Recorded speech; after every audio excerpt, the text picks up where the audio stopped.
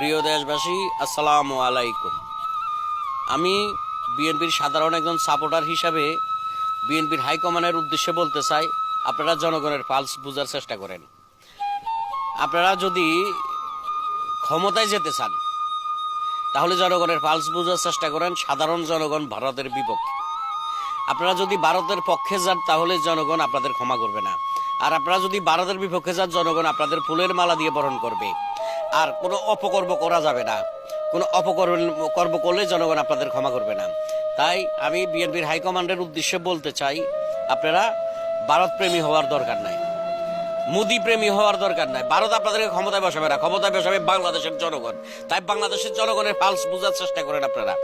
আপনারা বাংলাদেশের জনগণের বিপক্ষে গেলে বাংলাদেশের জনগণ আপনাদের ক্ষমতায় বসাবে না। 16 বছরের জঞ্জালকে বাংলাদেশের জনগণ বাংলাদেশ থেকে বিতাড়িত করছে। তো আপনারা কিসের আশায় বসে আছেন?